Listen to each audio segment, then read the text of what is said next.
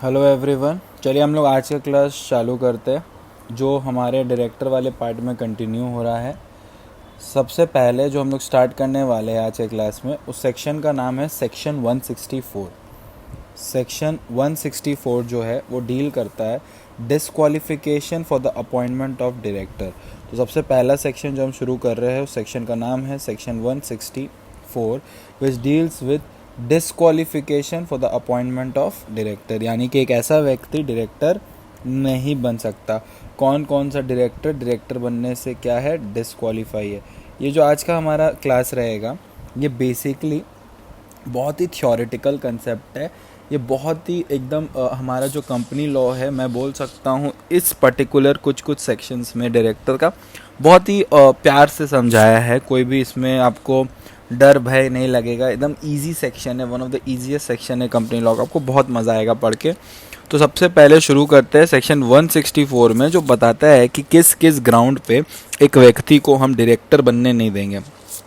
ठीक है, देखिए, अगर आप इस ग्राउंड में डिस्क्वालीफाई होते हो तो आप डायरेक्टर बनने के लिए आप डायरेक्टर बन ही नहीं सकते।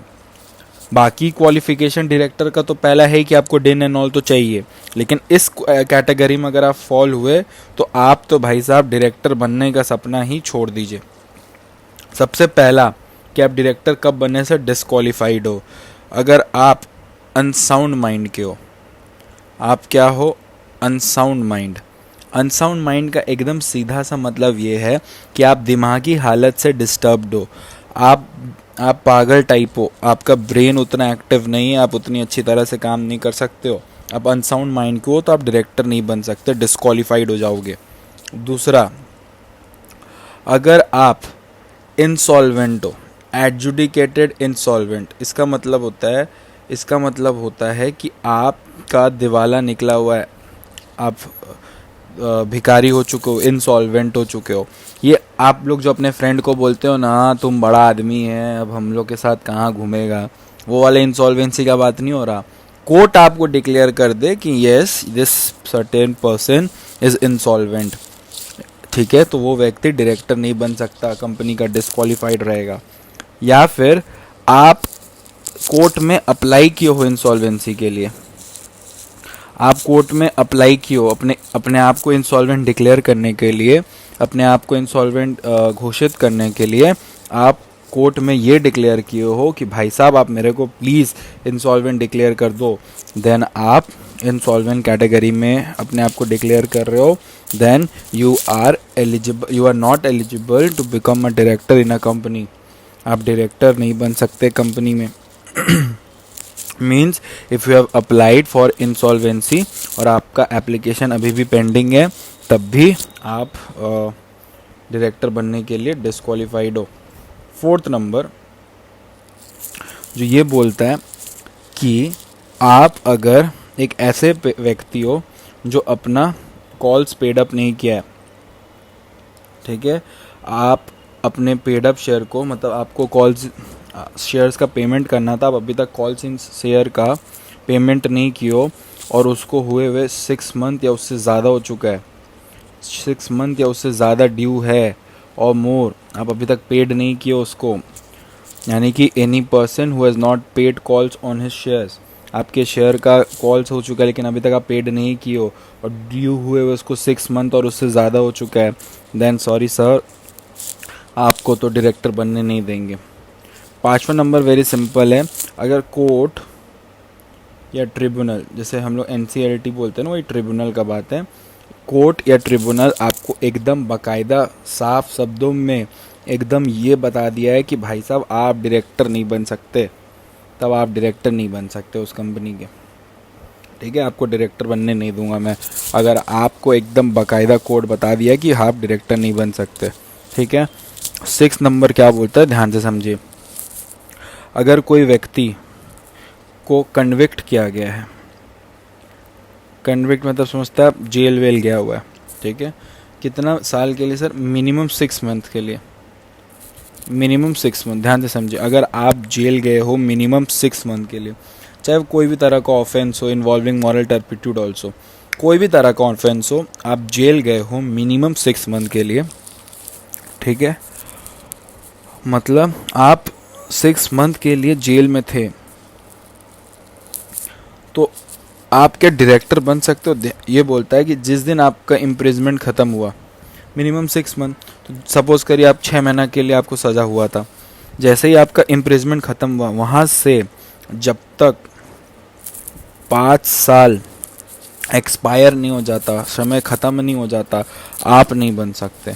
सपोज़ करो आपको 7 महीना का जेल हुआ, मिनिमम 6 मंथ है, 7 महीना जहाँ ख़त्म हुआ वहाँ से 5 इयर्स तक आप डायरेक्टर नहीं बन सकते। You are disqualified to become a director.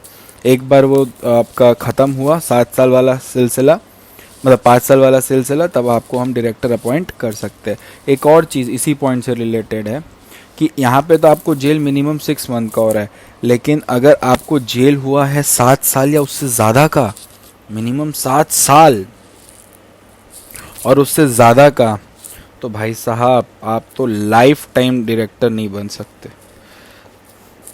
यहाँ 5 साल के लिए सस्पेंड किए थे ना, आप लाइफ टाइम डायरेक्टर नहीं बन सकते कंपनी में आप लाइफ टाइम डायरेक्टर नहीं बन सकते। आपको डायरेक्टर ही नहीं बनने देंगे वो पूरे इंटायर लाइफ टाइम में। सोच के देखिए, अगर आप ऐसा कुछ क्राइम किए जो जिसका सज़ा 7 साल या उससे ज़्यादा हुआ है, देन तो आप लाइफ टाइम तक नहीं बन सकते। ठीक है, और किसको बनने नहीं देंगे? उसको बनने नहीं देंगे जो already maximum number of company में डायरेक्टर है। मतलब सर देखिए, सेक्शन 165 इसके बाद ही आप पढ़िएगा कि एक इंसान कितने कंपनी में डायरेक्टर बन सकता है। आप एक बार उसको ऑलरेडी सेटिस्फाई कर चुके हो, आप ऑलरेडी 20 कंपनी से ज़्यादा डायरेक्टर बन चुके हो, 20 कंपनी से ज़्यादा डायरेक्टर कंपनी में बच चुके हो, तो 21वां में आपको हम कैसे डायरेक्टर बनने दें? मैं तो भाई साहब आपको बनने नहीं दूंगा। So this are the disqualification. ठीक है, और भी है। अब दूसरा क्या बोलता है, ध्यान से समझिए। आप एक ऐसे कंपनी में डायरेक्टर हो, एक ऐसा कंपनी, और उस कंपनी का डायरेक्टर आप हो, सपोज करो, तो आप एक ऐसे कंपनी के डायरेक्टर हो जो अपना एनुअल रिटर्न या फिर अपना एनुअल अकाउंट, ठीक है, एक सेकेंड, हाँ, एनुअल रिटर्न या फिर अपना एनुअल अकाउंट का फाइलिंग नहीं किया है कंसेक्यूटिव 3 फाइनेंशियल ईयर से। कंसेक्यूटिव, ठीक है, कंसेक्यूटिव मतलब पूरा एक, मतलब लगातार 3 फाइनेंशियल ईयर से आप उस कंपनी के डायरेक्टर हो। आप उस कंपनी के डायरेक्टर हो जो कंपनी कंसेक्यूटिव 3 फाइनेंशियल ईयर से एनुअल रिटर्न और एनुअल अकाउंट का फाइलिंग नहीं किया है, साथ ही साथ और पेमेंट नहीं किया है। क्या चीज़ का सर? पेमेंट, कोई भी तरह का डिबेंचर का, डिविडेंड का, फेलियर है पेमेंट का, डिपॉजिट्स का, या फिर कोई भी इंटरेस्ट का, आप ये सब पेमेंट नहीं किए हैं।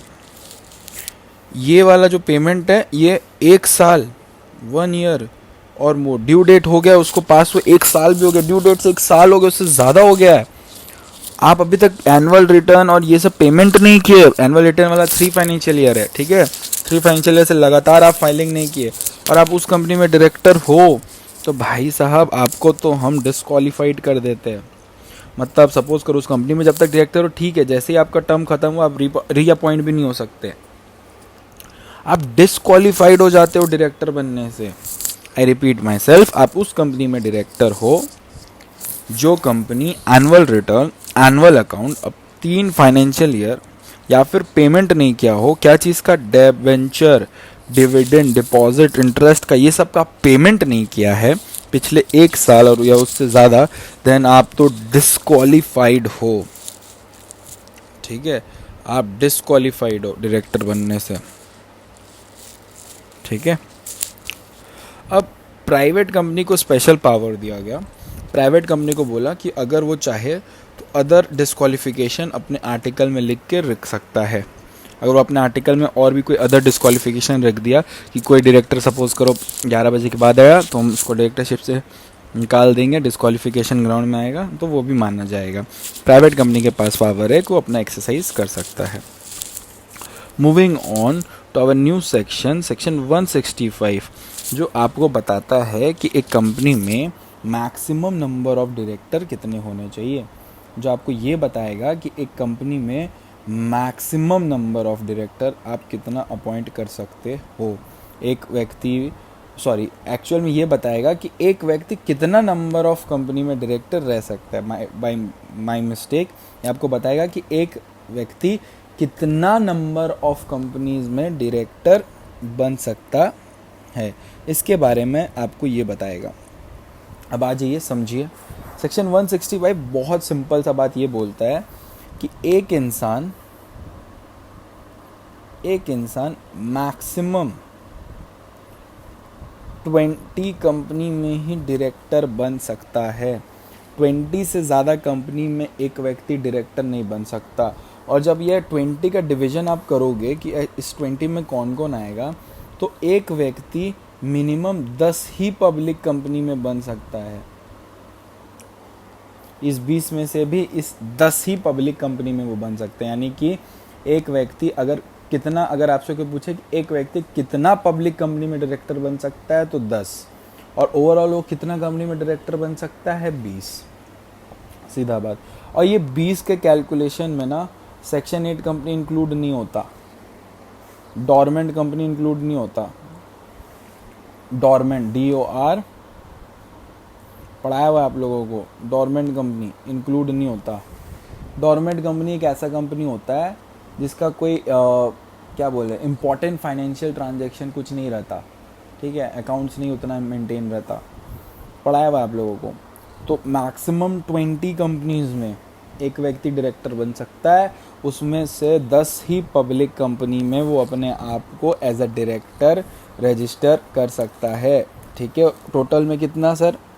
टोटल में सिर्फ और सिर्फ 20 और maximum public company 10। This is all about section 164 and section 165. Now moving on to our next section that deals with section 166. 166 बहुत ही सिंपल बात बोलता है। 166 deals with duties of director.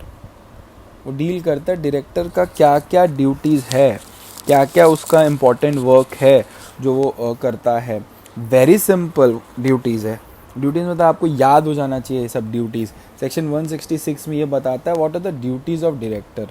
Director क्या क्या ड्यूटी कर सकता है और कैसे कैसे वो ड्यूटी करेगा, उसके बारे में सेक्शन 166 में बताया गया है। अब ध्यान से समझिए सेक्शन 166 में क्या क्या ड्यूटीज़ के बारे में बताया गया है। सबसे पहला ड्यूटी जो डायरेक्टर को बोला जा रहा है वो करता है, that he should act as per article of association. I repeat myself, director should act as per articles of the company. Director का ड्यूटी बनता है वो कंपनी के आर्टिकल को देखते हुए समझते हुए काम करे। दूसरा क्या ड्यूटी है sir? They should work in good faith. वो लोग अपना सारा का काम काज जो वो कर रहे हैं वो गुड फेथ में करे, साथ ही साथ वो लोग ऐसा काम करे जिससे वो लोग ऑब्जेक्ट को प्रमोट करें, to promote object of the company का जो मेन ऑब्जेक्ट है उसको प्रमोट करना। ऐसा काम करे कि उसके कंपनी को प्रमोट करे, उसके ऑब्जेक्ट को, और ऐसा प्रमोट करे कि वो बेनिफिट पहुंचाए, एकदम स्टोरी की तरह। Benefit of all members, her member का बेनिफिट हो, इंक्लूडिंग एम्प्लॉय, शेयर होल्डर, जितने भी सबका। तो 2 पॉइंट पढ़े, that director should act as per article of association and they should work in a good faith to promote object of the company so that members get benefited, ताकि member लोग को benefits मिले। वो लोग work करे, किस तरह work करे? रिजनेबल केयर के साथ, कोई नुकसान ना हो कंपनी का, ऐसा भी काम ना करे। अपने स्किल्स यूज़ करके, रिजनेबल केयर, स्किल्स, ठीक है, डिलीजेंस और इंडिपेंडेंट जजमेंट ले। ये सब इनका ड्यूटी है कि director should act in a good faith, they should act as per the article of association, they should work reasonable care के साथ with applying all its skills and diligence, ताकि company का कोई हानिकारक ना हो। और क्या क्या ड्यूटीज़ है सर? छोटा हो गया, एक सेकेंड। और क्या क्या ड्यूटीज़ है? 4th नंबर ड्यूटीज़, ये ड्यूटी है कि वो कोई भी तरह से कन्फ्लिक्ट में ना पड़े। कन्फ्लिक्ट मतलब होता है कोई भी तरह से कहीं भी फंसे ना वो लोग। एक सेकेंड बेटा, एक सेकेंड, ओके। कोई भी तरह से वो लोग कन्फ्लिक्ट में ना घुसे। कन्फ्लिक्ट मतलब झगड़ा वगड़ा में, जिससे क्या हो, इंटरेस्ट ऑफ द कंपनी का हार्म हो, कंपनी का इंटरेस्ट हार्म हो, ऐसा कोई भी तरह से कन्फ्लिक्ट में ना वो फंसे, डायरेक्टली इनडायरेक्टली जो भी हो, कोई भी तरह से वो कन्फ्लिक्ट में ना रहे। लास्ट है, वो लोग कोई भी तरह से अनड्यू एडवांटेज ना उठाए, किसी भी एंगल से वो लोग अनड्यू एडवांटेज नहीं ले सकते। They can not achieve any undue advantage, कोई भी तरह से एडवांटेज ना ले, किसका?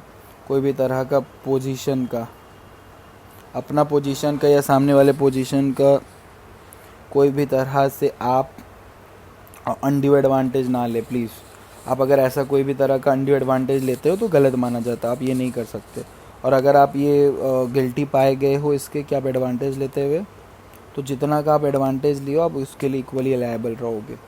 So this all are basically the duties of director given under section 168 which is very easy। ठीक है, मैं आपको एक बार फिर से रिपीट करता हूँ। सबसे पहले आपको जो याद रखना वो ये है कि उन लोगों को article as per article of association काम करना पड़ेगा।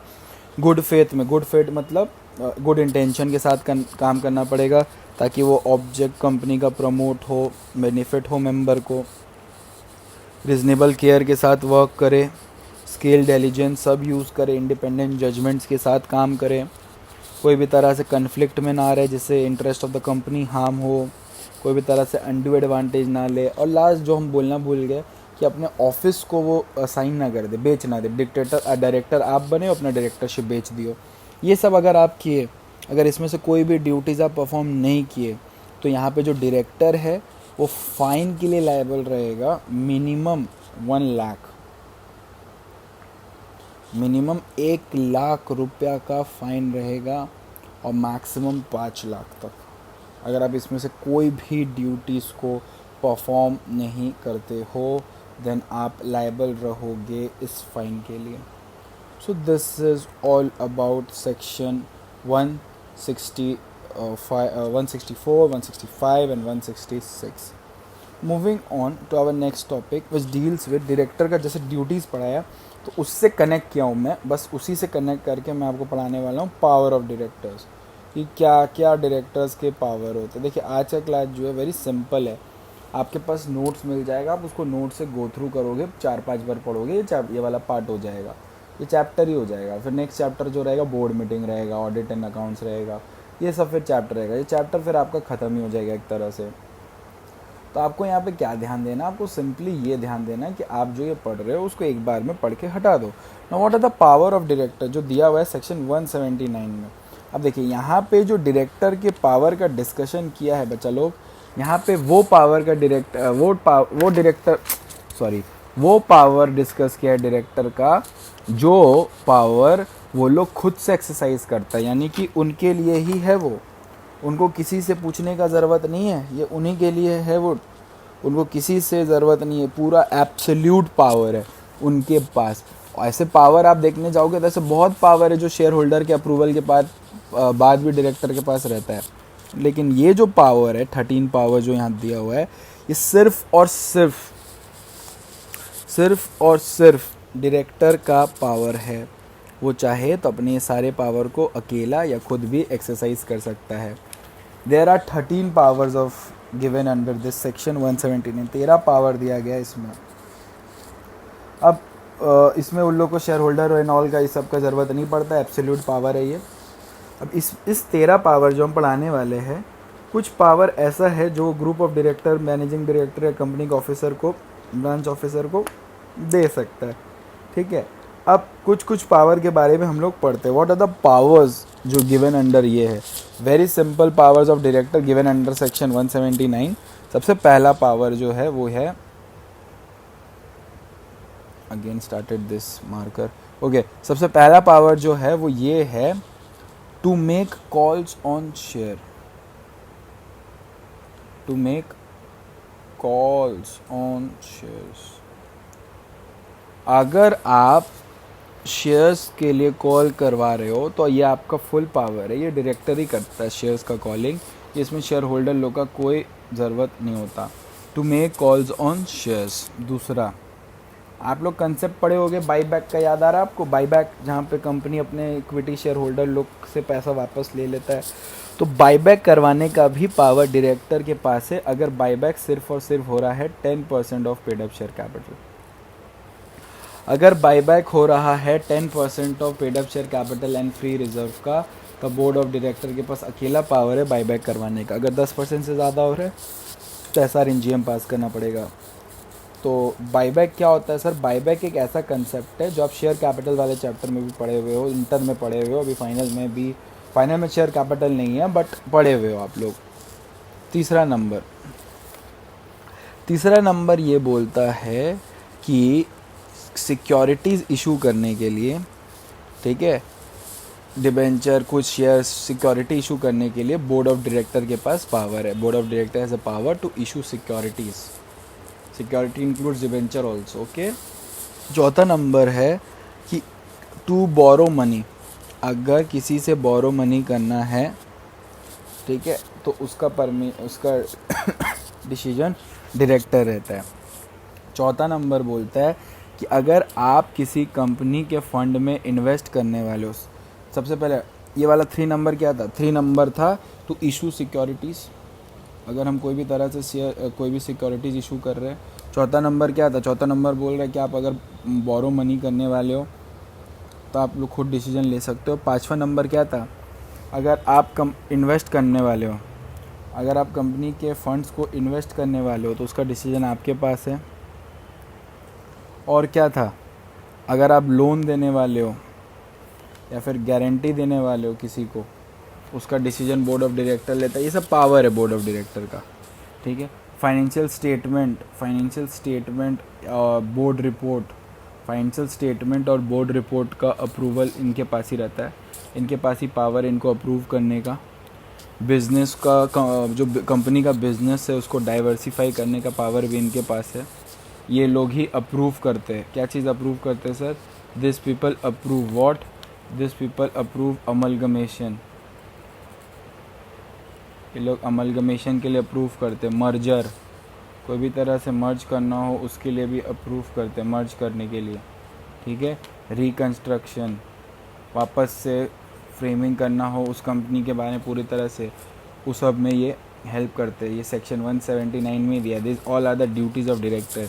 ये आपको एकदम अपने दिमाग में रखना है, पूरा का पूरा आपको दिमाग में रखना पड़ेगा। 9 नंबर क्या क्या है? 9 नंबर बोलता है अगर आप कोई भी तरह का पॉलिटिकल कंट्रीब्यूशन करता है कंपनी, उसका डिसीजन डायरेक्टर लेता है कि कितना करना है। ये लोग डिसीजन लेता है कि इंटरनल ऑडिटर और सेक्रेटेरियल ऑडिटर कौन रहेगा। They decide who will be the internal auditor and secretarial auditor. Internal auditor जो अंदर का काम करता है, सेक्रेटेरियल ऑडिटर जो CS एंड ऑल होता है। So this all are the duties of power of the director, which is absolute power, which is only given to directors and nobody else. ये power सिर्फ और सिर्फ director के पास है और ये किसी को नहीं दिया जाता। तो there are 13 powers। सबसे पहले मैंने आपको क्या बोला? to make calls on share। अगर शेयर का कॉल करना है तो डायरेक्टर करता है। बाईबैक सिर्फ अगर 10% का हो रहा है तो डायरेक्टर डायरेक्ट कर सकता है। सिक्योरिटी इशू करना डायरेक्टर का काम है।